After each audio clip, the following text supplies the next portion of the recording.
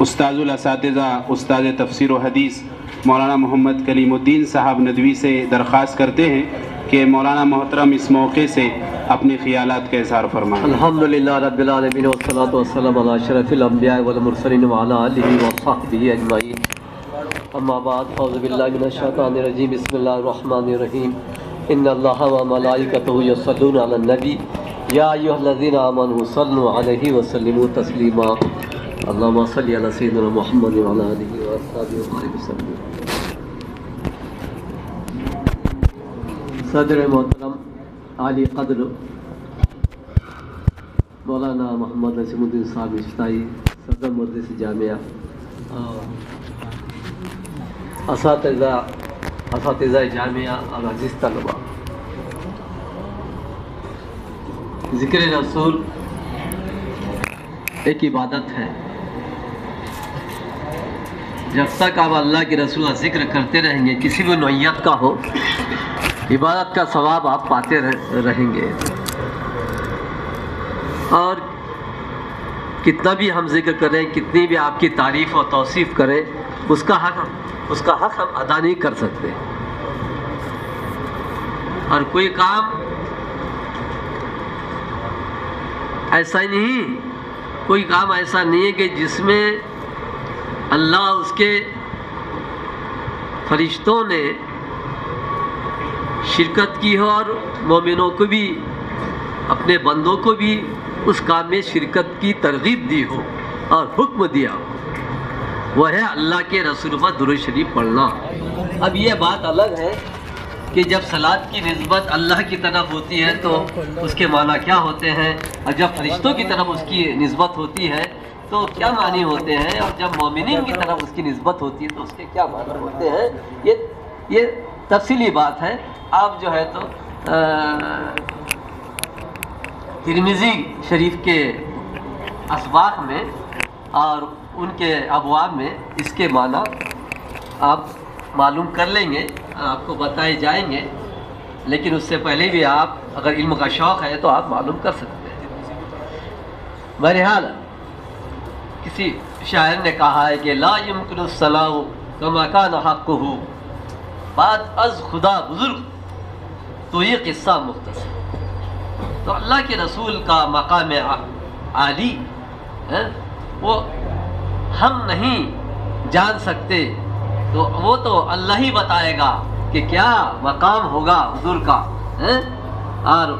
حضور نے بھی جو ہے تو ہم سے کہا ہے کہ تم بھی مقام محمود پر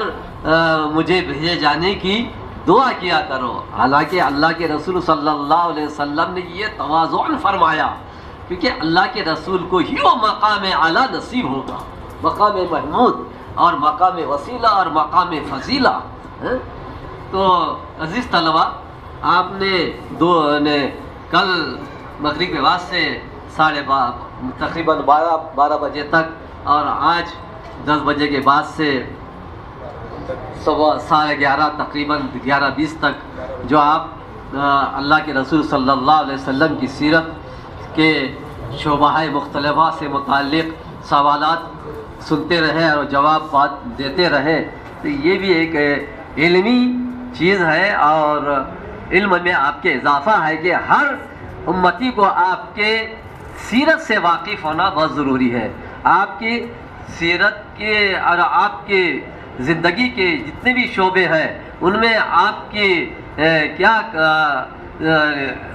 تفصیل ہے، کیسا کون سا کام کیا آپ نے، پوری معلومات آپ کو ہونا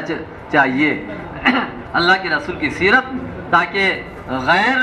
لوگوں کو بھی آپ اس سے واقف کرائے جائے، اور آپ پر بھی آپ کا ایمان و یقین اور آپ کے اندر اللہ کے رسول کی عظمت وہ پیدا ہو، اور وہ محبت بھی آپ کے اندر پیدا ہو۔ جب ہم کو سیرت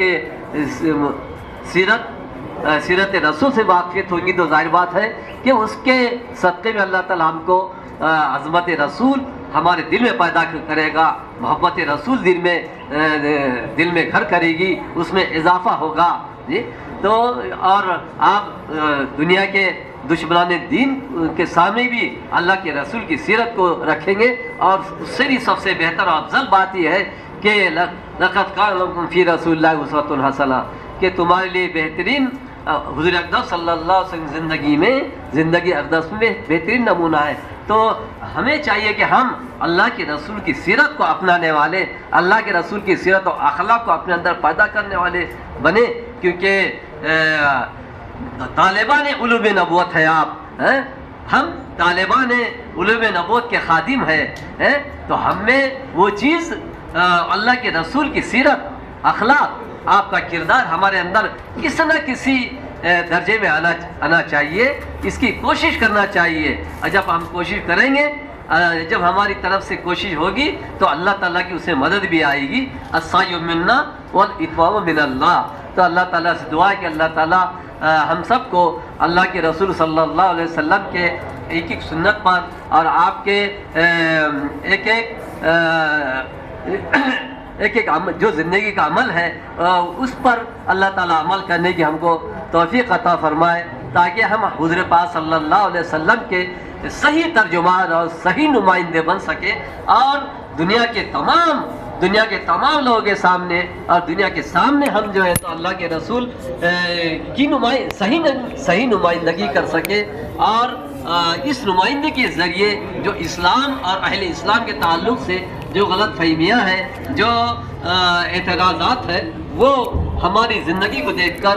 दुश्मनान इस्लाम भी और गैर लोग भी बिरादरान वतन की जो गलत फहमियाँ हैं, बदगुमानियाँ हैं, वो दूर हो जाए। वाखिर दावाना अनिल हम्दुलिल्लाहि रब्बिल आलमीन।